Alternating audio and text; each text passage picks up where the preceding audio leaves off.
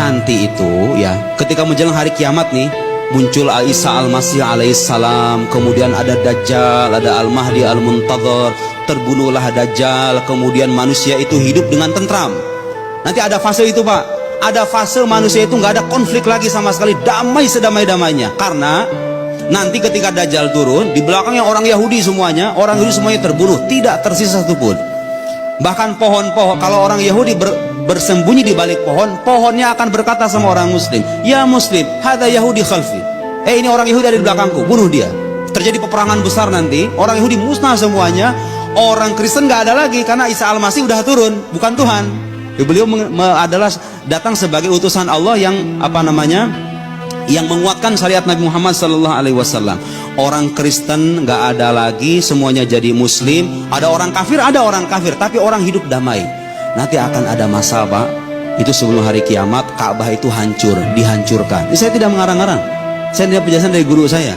Ka'bah dihancurkan, mushaf yang sekarang masih ada baca, nanti akan ada fase mushaf itu kita pegang, isinya udah nggak ada, diangkat sama Allah.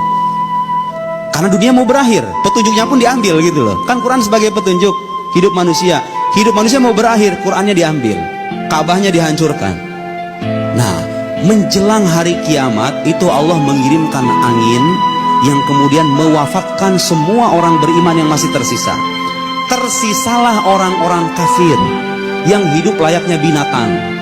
Mereka, mohon maaf, berzinah di tengah jalan, kehidupan yang tidak teratur. Nanti itu ya, menjelang hari kiamat. Nah, Allah persaksikan hari kiamat yang dahsyat itu kepada siapa? Bukan sama orang beriman, kepada orang-orang kafir. Orang beriman tidak diberikan kesempatan melihat gentingnya hari kiamat itu. Karena Quran sendiri menggambarkan sedemikian ngeri kan hari kiamat itu. Dulu saya waktu sekolah itu ngelihat film Kiamat 2012. Kan ngeri sekali itu gambaran manusia. Belum kalau yang realnya kayak gimana itu. Sebagai bentuk pemulihan Allah sama orang beriman gak dipersaksikan. Terus, kenapa itu bumi harus dihancurkan? Justru Pak, kalau bumi ini gak hancur, terus kita hidup lama di sini, terus gimana orang-orang yang selama di dunia dizolimi gak dapat balasannya? Ada kan? Dan itu banyak. Bagaimana dengan saudara nih ya? Contoh paling real sekarang itu saudara-saudara kita di Palestina, ya. Itu kengeriannya luar biasa. Itu bagaimana dia bisa kalau seandainya itu dunia terus begini, gak ada akhirnya, gimana mereka mendapatkan keadilan, balasan atas penderitaan yang mereka dapatkan itu?